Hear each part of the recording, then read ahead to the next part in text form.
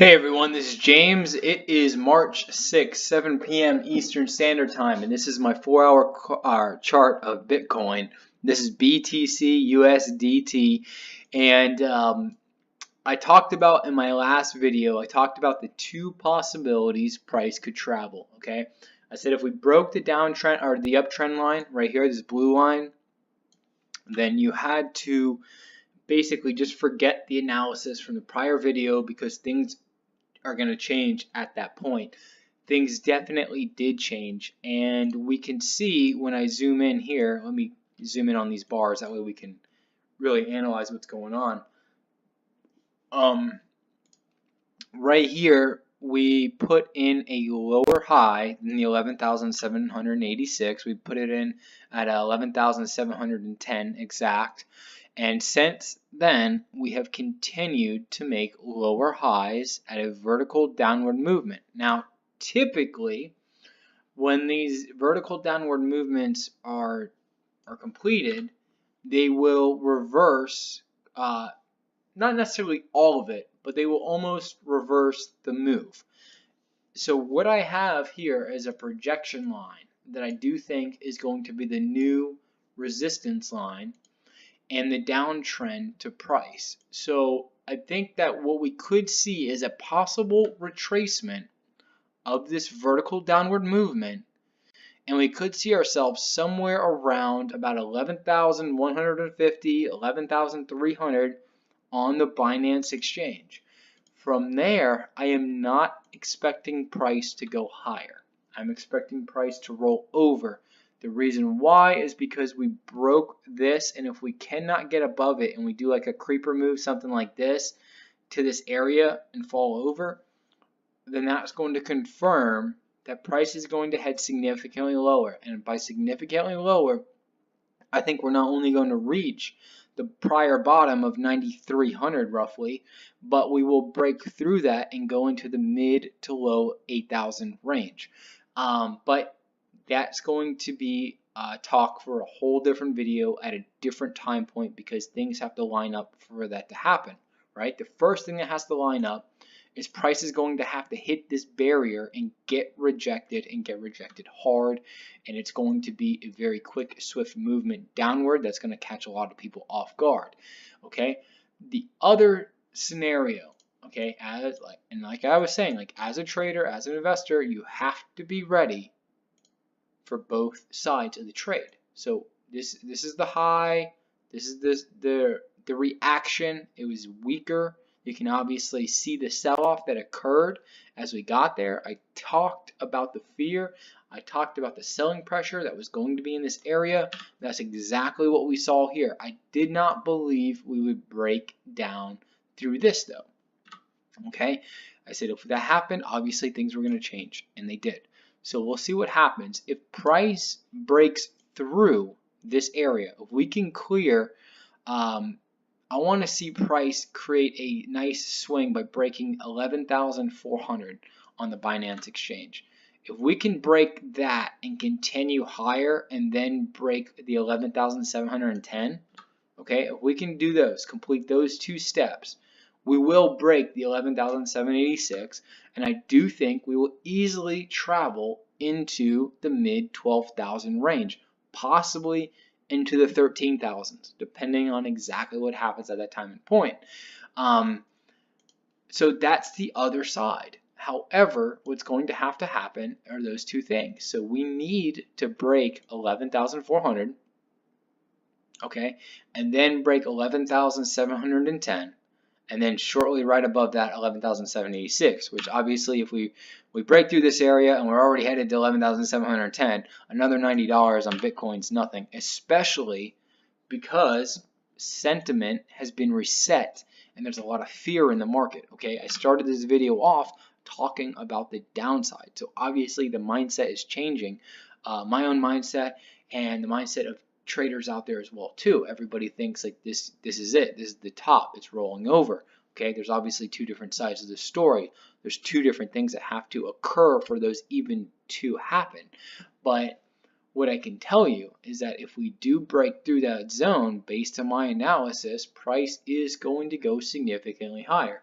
Now this is not investment advice. Okay, I have to give that disclaimer since I'm putting these videos on social media, my website, and other places too. But the upside is going to be determined on whether we can break 11,400 tonight and then break through the prior high of 11,710 and then 11,786. Okay, if we travel upward overnight, okay, we do like a nice little like steady creeper move, like this, so, or maybe even we get a nice spike up and then you see a roll over like into tomorrow morning or into tomorrow, that's going to be a warning sign that price is headed significantly lower, because what will happen is that price will hit that zone, that 11,100, 11,300, like somewhere between there, and we will roll over and we will break this line of 10,700,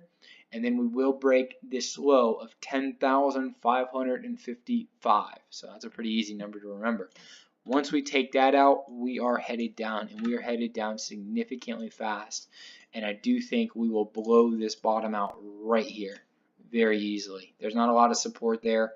And once that happens, it'll create a lot of panic in the market. Now, on the long-term perspective, I do not believe like it's necessarily the end of Bitcoin, okay? I do still think even if we do put in a low that is somewhere in the mid 8,000 to low 8,000 range, look at where we still are. We're still $2,000 over the prior low.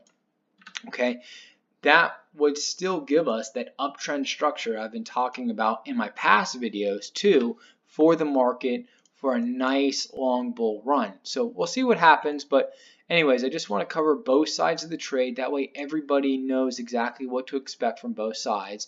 You do see that here's a little bar right here. We may make the run, okay?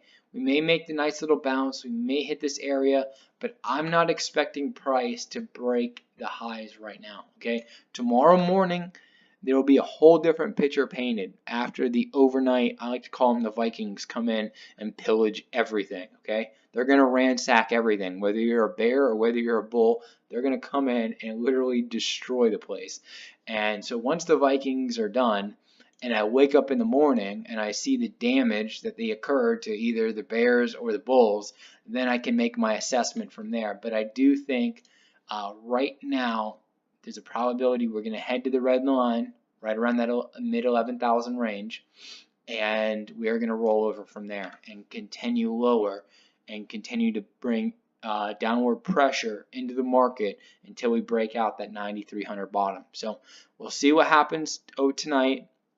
I will do my video in the morning at roughly 6:30 a.m. Eastern Standard Time, and I know because I've noticed that, first of all, I do my videos around 7 p.m. Eastern Standard Time because I notice from about 5 p.m. to 6 p.m.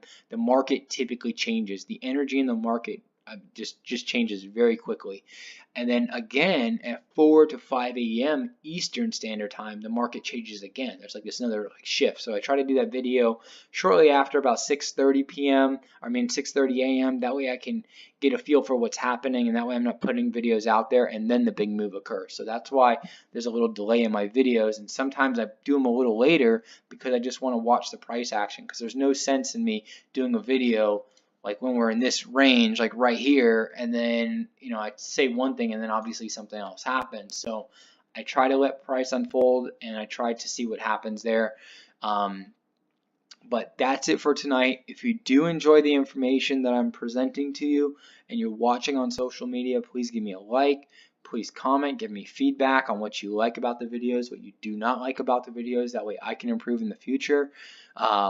Subscribe, follow me, and also share the content if you do find it valuable. I try to stay as objective as possible. I try to cover both sides of the trade. I don't care if I'm necessarily right. That's not the point. The point is just to educate people on the flow of the price action, and that way people can make their own educated decisions. So it's not investment advice. It's not about whether James is going to be right or not. All right, none of that's relevant here in these videos at all. Like my ego, I'm not trying to push my ego out there at all. Like I'm trying to kill it and just stay as objective as possible and as unbiased as possible. So then that way this content is more educational than it is me trying to hype something up. Either way, like you see I see a lot of videos out there where people are just hyping stuff up because they're doing it for subscribers, likes, and so forth. I'm just trying to put educational content out there on stuff that I do on a daily basis, and then that way it not only helps me go over everything and stay accountable for everything, but it helps other people who are new to investing. And the cryptocurrency market is filled with a lot of new investors. So that's why I focus primarily on this, okay? It's not that I'm always going to be right, okay? There's maybe like a 50% chance I'm going to be right every single time, okay? That's it. That's the market. If it was really easy, everybody would be a millionaire or billionaire right now. We'd all sit at our desk doing nothing but clicking on buttons for buy and sell, buy and sell, buy and sell, because we knew exactly what to do, okay? But anyways, I don't want to digress and go off on a tangent, but if there's one thing I can drive home and you're still listening, no matter what you trade, okay, whether it's Bitcoin, Litecoin, Ethereum, or somebody else's coin, always have a trading strategy, always have a stop loss in place. That way you can mitigate your risk, because there's a high probability you're going to be wrong, especially if you're a new trader.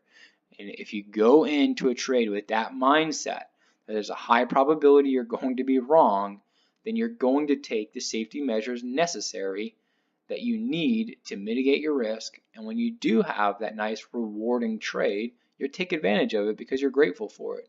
So, and it's easy to get greedy, and that's like one of the hardest things in the market in trading, okay? Doesn't matter how experienced you are. We all get very greedy. We all want more, because once you start making money, who doesn't want more money? That's just the nature of the beast. So that's why I try to emphasize these simple, basic things to instill into people, okay? So it's just, it's not that I'm trying to lecture people. It's not that I'm trying to act like I'm somehow better. It's just something that's, had been ingrained into my head through training, which sometimes, sometimes I just completely forget, and I just you get blindsided by your greed or just a stupid mistake, and it happens a lot. But if you put your stops in place, then obviously you're mitigating your risk and you're mitigating your emotional abilities to ruin the trade for you. So as long as you can do that, as long as you can remove those aspects of like major losses to your trades, you'll dramatically improve and you'll preserve your hard-earned capital, okay? So that's it for tonight, though. I didn't mean to go off on that little 2-minute tangent, but hopefully that helps somebody out there, even if it's just one person. But that's it for tonight. I will talk to everybody tomorrow morning, and we will go from there.